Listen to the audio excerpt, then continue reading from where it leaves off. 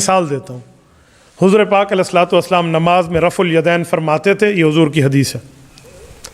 صحابہ کرام میں حضرت عبداللہ بن عمر رضی اللہ تعالیٰ عنہ فرماتے ہیں حضور پاک علیہ السلام نے رفع یدین فرمایا تھا اور بعد میں حضور نے نماز میں رفع یدین چھوڑ دیا تھا. صرف شروع میں اللہ اکبر میں ہاتھ اٹھاتے، پھر سلام تک دوبارہ ہاتھ نہ اٹھاتے. تو جب حضور نے کیا تھا وہ حق تھا، اور جب حضور نے چھوڑ دیا تو ہم بھی چھوڑ دیں گے. بس یہ دین ہے. یہ حدیث جو ہے نا صحیح بخاری میں 631 نمبر حدیث بڑی مشہور ہے. صلو کما رأیتمونی اصلی، نماز اس طرح پڑھو جس طرح مجھے نماز پڑھتے ہوئے دیکھتے ہو. اس حدیث کے راوی ہیں مالک بن حویرث رضی اللہ تعالیٰ عنہ وعلیہ السلام، اور وہ اپنا واقعہ خود بیان کرتے ہیں کہ ہم کچھ نوجوان تھے جنہوں نے اسلام قبول کیا. پھر ہم 20 دنوں تک 20 دن اور راتیں نبی علیہ السلام کے پاس ہم نے مسجد نبوی میں گزاری، اور ہم نے آپ کو بڑا ملنسار اور بڑا خوش اخلاق پایا. اور 20 دنوں میں ہم نے آبزرو کیا کہ آپ علیہ السلام نماز کیسے پڑھتے ہیں، آپ کے دین کو سیکھا. اور کہتے ہیں چونکہ ہم نوجوان تھے تو ہمیں گھر کی یاد ستانا شروع ہوگی. یہ صحیح بخاری کے الفاظ ہیں. اس سے پہلے کہ ہم نبی علیہ السلام کو یہ کہتے، نبی علیہ السلام نے خود ہی آبزرو کیا کہ ان کو اب گھر یاد آ رہا ہے، تو آپ نے ہمیں خود ہی مشورہ دیا کہ اب تم واپس چلے جاؤ. ٹھیک ہے.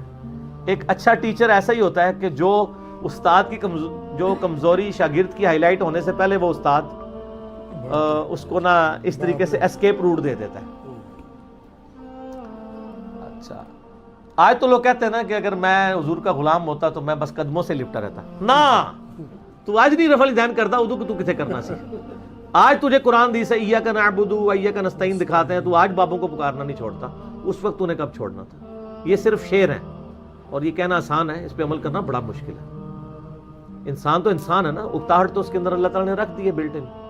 تو کہتے ہیں 20 دن کے بعد نبی علیہ السلام نے ہمیں واپس بھیجا اور میں دیکھنا واپس جاؤ تو اذان دینا، اس کے بعد نماز کے لیے تم میں جو عمر میں بڑا ہو وہ تمہاری نماز میں امامت کروائے.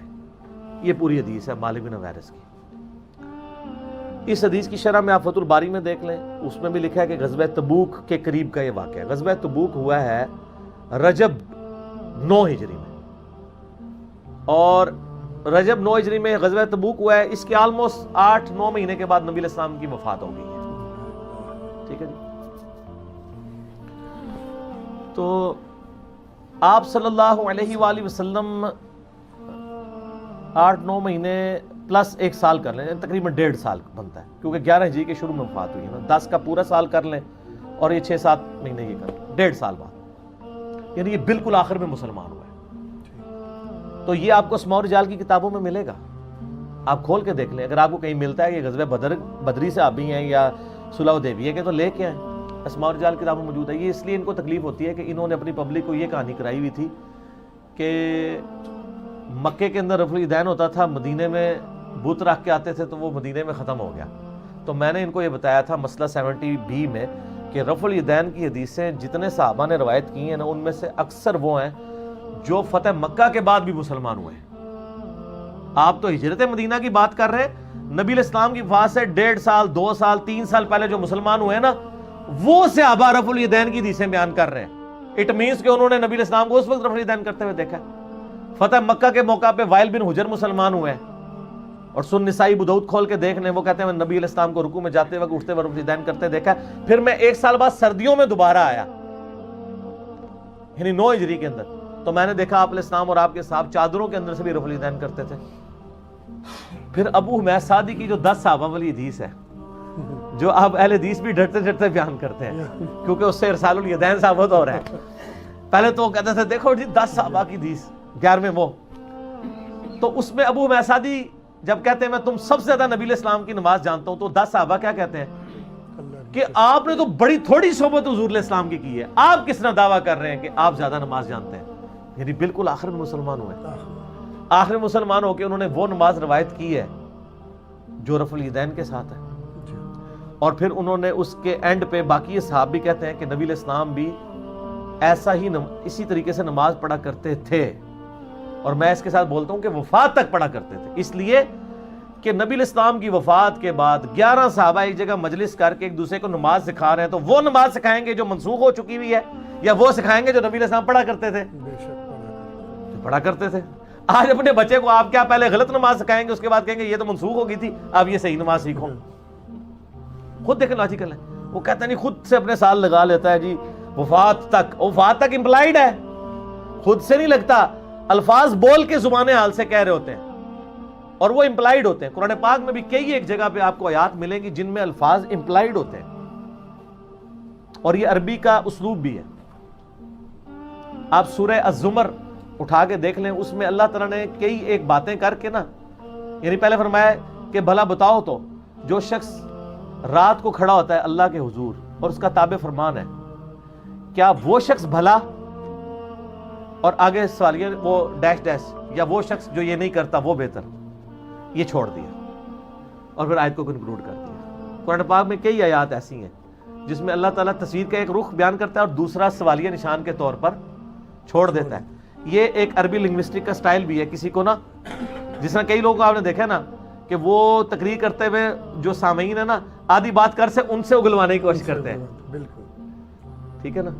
اس کا مقصد یہ ہوتا ہے کہ وہ اٹینٹو ہو. یہ سٹائل آپ کو قرآن میں بھی نظر آئے گا.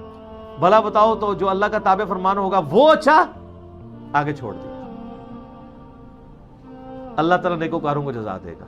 وہ دوسرے والا چھوڑ دیا، لیکن سٹارٹ سوال سے کیا، بھلا وہ اچھا یا وہ اچھا جو یہ نہیں کر رہا وہ چھوڑ دیا.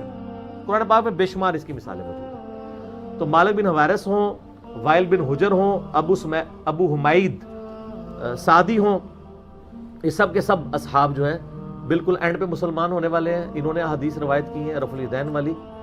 اور مالک بن حویرث سے تو ان کو بڑی چیڑ ہے، میں آپ کو بتاؤں. اس کے مالک بن حویرث نے تو ان کا چومر نکال دیا. بخاری میں اور مسلم میں مالک بن حویرث سے نماز کی ڈیٹیلز آئی ہیں اور تبع تابعین سے. اب آپ اس سے اندازہ لگائیں کہ مالک بن حویرث صحیح بخاری میں آتا ہے، مسلم میں بھی، کچھ تابعین کو ملنے کے لیے جاتے ہیں اور وہاں پہ نماز پڑھتے ہیں. اب ایک صحابی ملنے کے لیے آیا ہے کچھ تابعین کو جنہوں نے نبی علیہ السلام کو نماز پڑھتے ہوئے نہیں دیکھا. ان کی خواہش یہی ہوتی تھی کہ کوئی صحابی ہمیں نماز پڑھ کے بتائے تو ہم وہ طریقہ سیکھ لیں. نہ کوئی ویڈیو تھی، نہ کوئی کتابیں تھی. نسل در نسل دین ٹرانسفر ہوا ہے نا، سنت تو نسل در نسل ٹرانسفر ہوئی ہے. اس کا ریکارڈ تو 30 صدی میں آگے حدیث کی شکل میں لکھا گیا. اللہ کی رحمتیں ہوں کروڑوں ان لوگوں پہ کہ انہوں نے کم از کم دین کو فریز کر دیا ہے. ورنہ نسل در نسل تو جو ہمارے بابے یہاں دین دے کے گئے ہیں تو بیڑا ہی غرق کر گئے ہیں. آج ہم کم از کم 1200 سال پہلے تو دین فریز ہوا ہوا بخاری مسلم میں دیکھ سکتے ہیں نا. تو وہ سنت ٹرانسفر ہو رہی تھی. اب وہ ابو قلابہ تابعی سے وہ تبع تابعین پوچھتے ہیں کہ جب مالک بن حویرث صاحب کو ملنے آئے تو انہوں نے نماز کیسے پڑھی تھی؟ انہوں نے کہا کہ ان کی نماز ایسی تھی کہ رکوع جب نماز شروع کرتے تو ہاتھ وہ کندھوں تک اٹھاتے، رکوع میں جاتے تو کندھوں تک اٹھاتے، رکوع سے سر اٹھاتے تو کندھوں تک ہاتھ اٹھاتے، اور طاق رکعتوں میں جب تک وہ بیٹھ نہیں جاتے تھے دوسری رکعت کے لیے کھڑے نہیں ہوتے، یعنی جلسہ استراحت. اور تیسری رکعت بھی رفع الیدین سے شروع کرتے. اور ایک بخاری کے طریق میں آتا ہے کہ جب وہ تشہد سے اٹھتے یا پہلی رکعت میں دوسرا سجدہ کر کے بیٹھ کے اٹھتے تو زمین پر اعتماد کر کے اٹھتے. جو یہ حنفیوں نے جعلی کہانی بنائی ہے کہ نبی علیہ السلام بوڑھے ہو گئے تھے، اٹھا نہیں جاتا تھا، نعوذ باللہ. اور پھر اینڈ پہ مالک بن حویرث اس حدیث میں کہتے ہیں کہ میرا نماز کا ارادہ کوئی نہیں تھا، میں نے جان بوجھ کے نماز پڑھی ہے تاکہ تمہیں سکھاؤں کہ نبی علیہ السلام کی نماز کا طریقہ کیا ہے. اور کون شخص کہہ رہا ہے؟ جس کو نبی علیہ السلام فرمایا سلو کما رأیتمونی اصلی. مالک بن حویرث نماز ویسے پڑھنا جسے مجھے پڑھتے ہوئے دیکھی ہے. اس نے یہ بات ایسی پلے باندھی ہے کہ وہ تابعین کے پاس جاتا ہے تو جا کے ان کو نماز سکھاتا ہے. اور کون سی سکھاتا ہے؟ رفع الیدین کے ساتھ. جو کہتے ہیں چھوٹا مسئلہ ہے، چھوٹا مسئلہ ہے تو آپ بھی چھوڑ دینا عید کا رفع الیدین. پہلا چھوڑ دیں، وطروں کا چھوڑیں. چھوٹا تو پہلا بھی چھڈو. وہ جی سنت ہی ہے نا، کر لو تو ثواب، تو پہلا بھی چھڈ دیو، کدے ثواب بھی لو نا چھڈنے والا. صرف فرقہ واریت کی لعنت.